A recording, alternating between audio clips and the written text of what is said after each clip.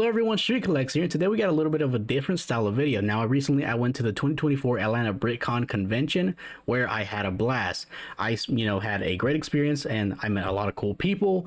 I saw a lot of cool creations, a lot of cool displays. It was just a fun time all around. The displays varied from, mosaics to collections of themes to MOCs to the scale of these MOCs being even greater than what you would see in a normal Lego set. It was really cool seeing a lot of these things, especially because these creations aren't really something that you would see Lego pump out, especially the very large ones. They're just so enormous, towering 5 to 6 feet in height. And these displays were on tables and stuff, so even then they were towering even further above you. So it was really cool seeing these in person. And I just kind of wanted to talk about the experience, the people I met, and just what to expect at conventions, because I think they're very fun, and I think that more people should attend them because they're just that fun, in my opinion. I also wanted to talk about a Lego haul that we have. So we have a little bit of a haul video within this video, because I was able to acquire some items from the convention as well as the Lego store that was nearby. So we're going to have timestamps or chapters for that, so that if you want to skip to that portion of the video, you can. So now we're just going to go ahead and get to the experience portion of the video along with the footage for that. So what should you expect at these Lego conventions? Now, there is one main way that I know of figuring out some of the things that you're going to experience there, and that is a page that tells you about the convention itself.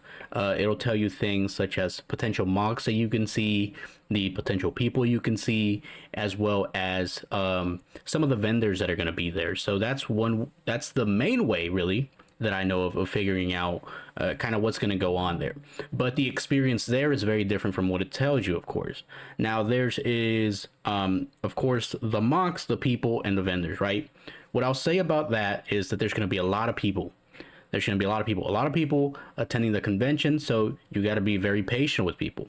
There's going to be lines everywhere, whether it's to see a display, to meet somebody, whether you're going to meet somebody such as Lego Masters or potential influencers. There's going to be lines, and as well for the vendors, there's going to be lines at the vendors. Plenty of lines everywhere. There is no end in sight for some of them sometimes, so you just got to be very patient. That's one of the things that you should expect, and is something that you should kind of ahead of time know, is to be very patient with people in general. Now, one other thing to expect is, or one other thing that you should do, I should say, is do some research. If you are looking for a specific set, specific minifigures, I would say do research beforehand, write down the prices, have it on hand, so that that if you find something there, you can make sure that the price is preferred to what you would pay for it if you purchased it on any sites such as Bricklink, eBay, or any other sites where you purchase used or new Lego. Whatever the case may be, just make sure you do your research, because it'll help you out in the long run. What I'll say is, the first time that I went into a convention, I did no research at all. And, I found out later that I, got ripped off a little bit in some areas. So I wanted to come prepared to this convention, and I did some research. I didn't find any sets that I did research on, but I was definitely a lot more prepared. And, I was more knowledgeable of the prices for the sets that I did buy as well, so that I didn't feel like I was getting ripped off to a certain degree. And I also checked out other vendors this time. So what I did is, or what we did, I should say, is we checked out multiple vendors. We went back and forth, looked at prices if they had the same minifigure, and then we would go with, potentially the lowest vendor, or whatever the case may be. So do your research. And again, another thing, just be patient. There's going to be a lot of people. If you're trying to meet somebody and they're talking with somebody, be patient. I'm sure they will get to you eventually. You just got to be really patient at these events. So that's really the main things to expect. There's going to be a lot of people, so you got to be patient. There's going to be a lot of lines, so be patient. And then if you are purchasing stuff from vendors, do a little bit of research on the sets that you really want, that you could potentially expect to find there. and just have those prices on hand and ready, so that when you get to the set, you're like, okay, that price is potentially a good price, or you know what, that price is a little bit too high. Maybe I'll just get it used from whatever site you want to get it from. So getting into the experience portion of Atlanta BritCon 2024, I said already, I had a blast, but I just kind of want to go into more detail as well. But first, here is a picture of me holding Mjolnir with Captain America and simultaneously doing the Arthur meme. I don't know how this happened, but it did, and I didn't notice it till after. So yeah, I don't know what I was doing with my hand there, but what's done is done, right? But there was a couple of events that I wanted to attend at the convention. They had a couple of different things going on. They had some STEM stuff. They had a bridge building exercise, which is something from season 1, if I'm not mistaken, where they put weights on a bridge and see how long that bridge can hold out.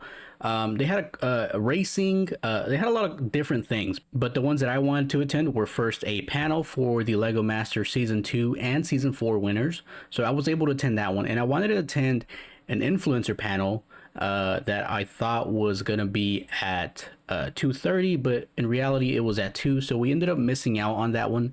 But that's okay, it just kind of happens. And I was able to get footage from the Lego Masters panel, and I was able to ask a question mainly about how to get on Lego Masters, really how that process was like. And the following footage is a response that they had for that question.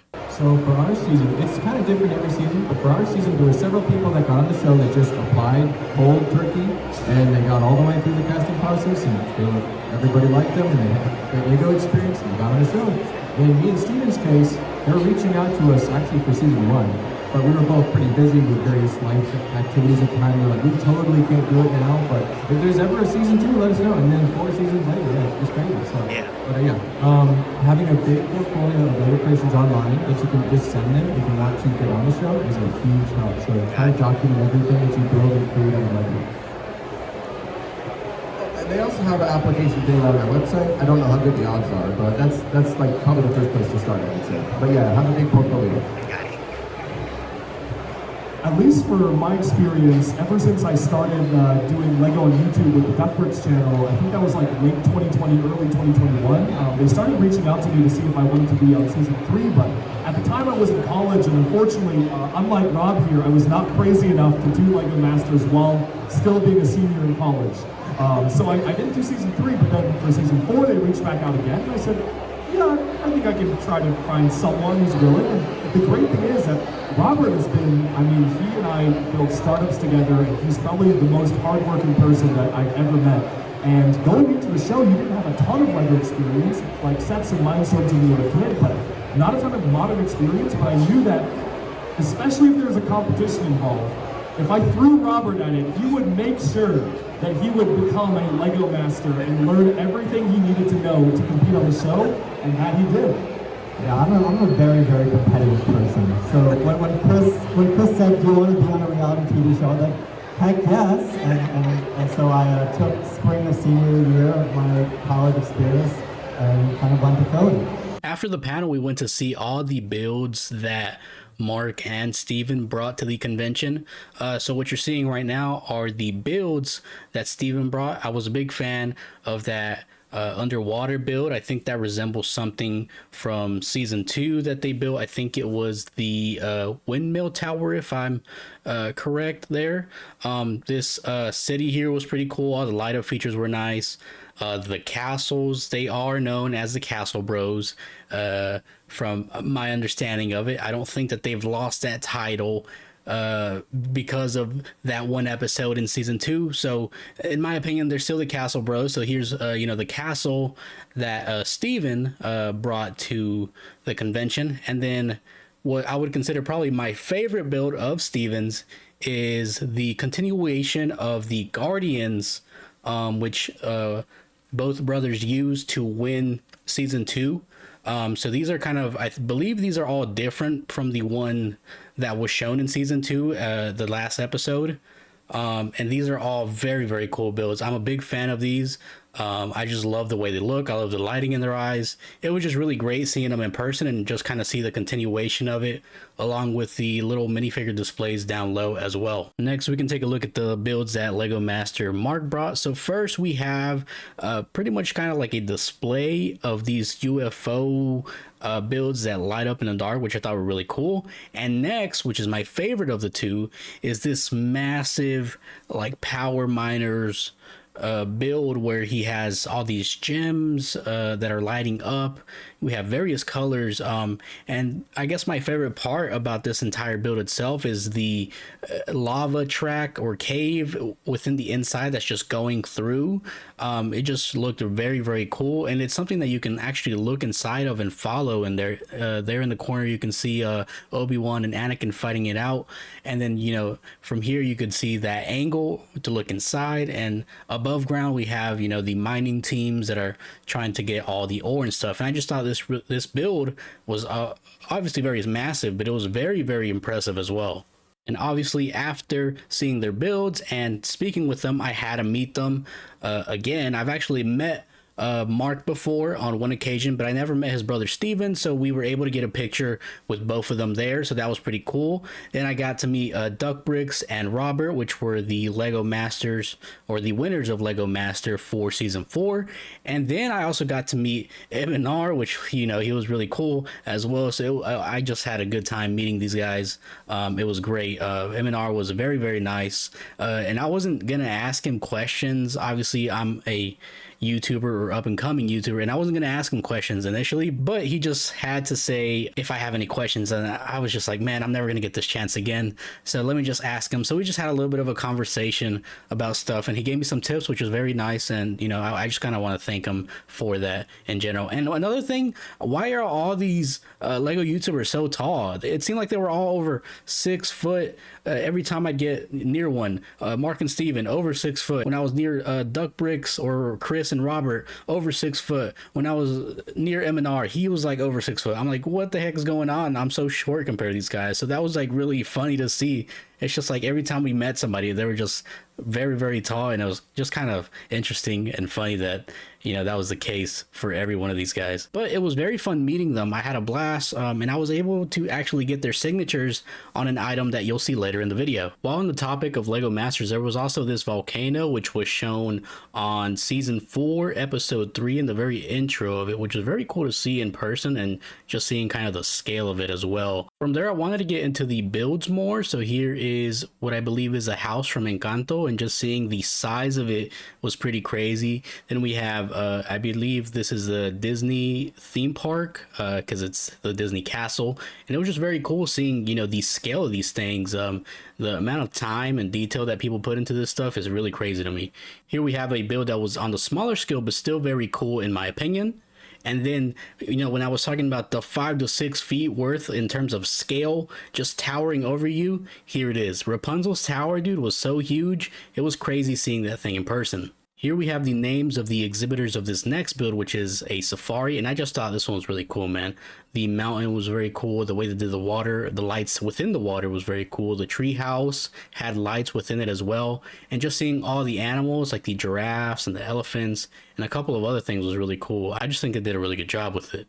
Next, we have these mechs here, which are very cool display pieces, and I think that my favorite one is the red and white one because it's just in a very dynamic pose in my opinion, and it just looks a lot cooler than this other one, but they're still both very, very cool mechs. From there, we had another power miners type build where we had a lot of glowing lights within the caves. Now, this one was very cool too. I just going from cave opening to cave opening, seeing each story.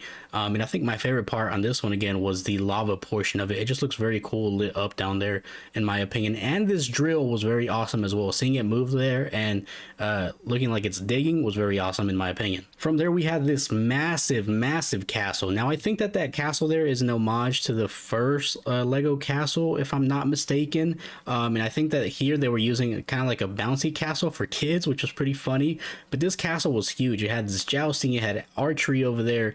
It has this like port area, and then a way up through the castle going all the way around. It was just so massive that it was very hard to record any part of it, in my opinion, but it was still very cool seeing it up close, and just the scale of it was crazy. I don't think I would ever build something this big personally. Maybe I would work within the scale of it in terms of the table size, but the castle itself would probably not be this big for me, in my opinion, because I would want more detail within mine.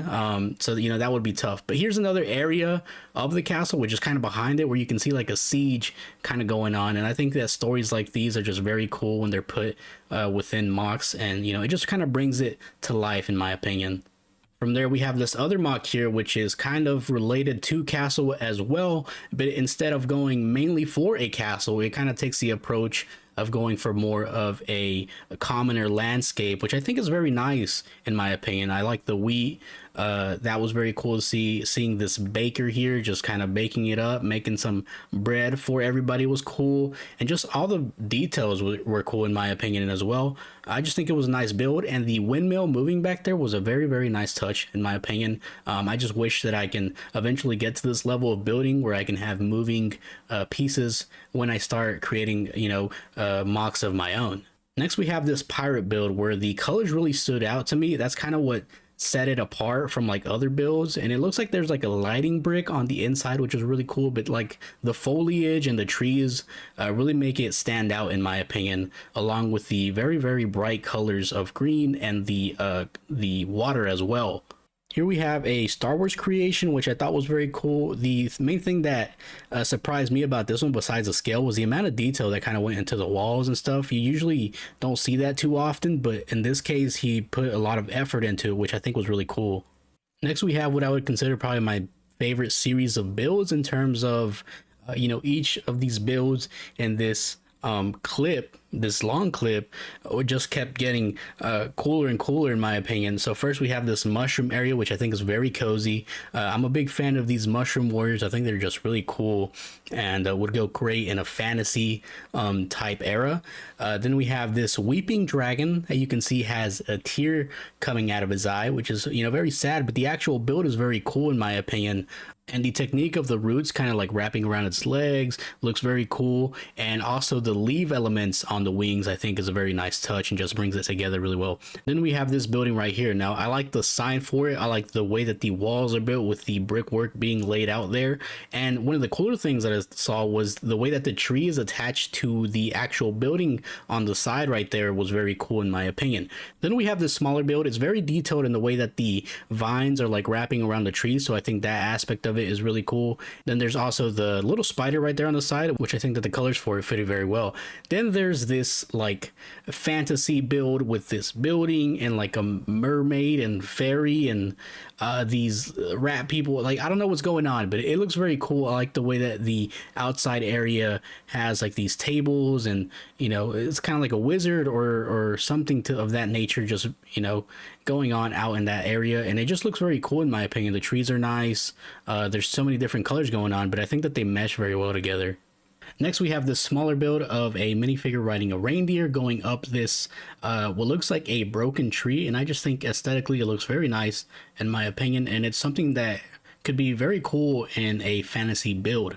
From there, we have the next build called the Hollow Home by Ben Wilkins. Now, this one was really neat, in my opinion. I like the steps leading up to the door, the actual home itself. I wish it had a roof, but nonetheless, it looks very good.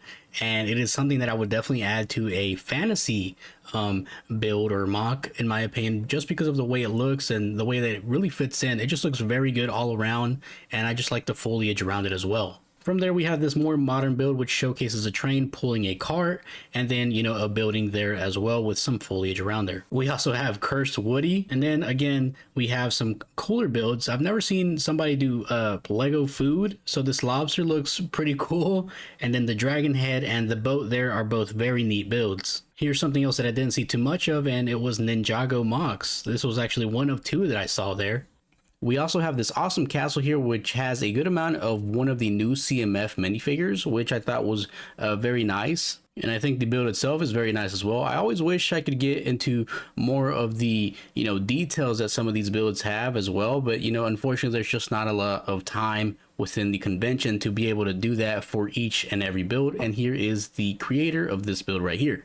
Finally, we have what is probably the biggest build of the entire convention, which was called New Hashima, I believe. And this thing was just massive. It was a collaboration project by a ton of people, and it was really hard to get footage of it in an entire circle because there's always people surrounding it the entire time that I was at the convention. Finally, we can take a look at our haul. So here is everything we got in our haul. Let's go ahead and take a closer look at these items. Starting with items that we obtained from the Lego store, not the actual convention, we have some minifigures from the Build a Minifigure section. So we have a couple of knights here with the Lion's Knight shields. From there, we visited the Pick-a-Brick wall where we got a couple of pieces here. There's just all going to be jumbled up there, and you're not going to get to see all of them, but we have, you know, a couple different colors, a couple nougat pieces, translucent orange there, this blue, like baby blue, some white tiles, and just a variety of pieces in there, of course. And you know, there's more in the bottom, but I don't want to make a mess.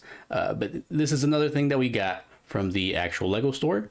For the next item, we got set 71805 Jay's Mech Battle Pack, and we also got set 71476 Zoe and Zyan the Cat Owl from the Dreams line, mainly to get some of the cool minifigures that are included in the set. First and foremost, we got the Atlanta BrickCon 2024 brick here. From the actual convention, we were able to get a couple of Lord of the Rings / Hobbit minifigures. We were also able to get 2 wargs and then this albino either alligator or crocodile. I'm not entirely sure which one it is, but I'm sure it's one of those two. And finally, we were able to get a couple more minifigures. We have Power Miners, this fishing gnome guy, what I would think is Bigfoot, which I thought was pretty funny, a wizard, and then this acorn dude here with his little mushroom. We also got a couple of pieces here, some green pieces for any type of foliage or trees, and then some translucent pieces for potentially some water or anything like that. For our first set, we were able to obtain 71717 Journey to the Skull Dungeons.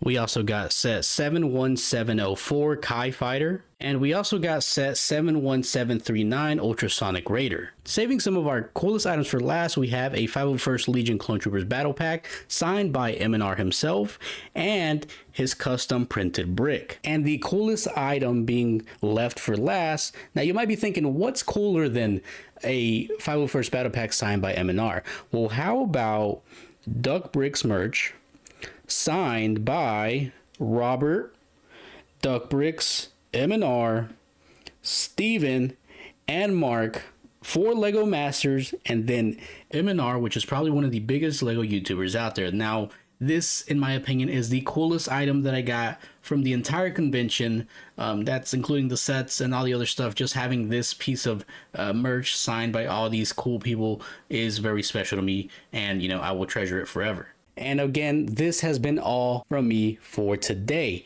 Again, a different style of video, so I hope you guys are still enjoying it. It's still Lego related. I'm still doing Lego, so no worries about that. And again, if you are enjoying the content, consider liking the video. And if you are enjoying the content and are not subscribed, consider subscribing. It is completely free, and I will see you guys in my next video.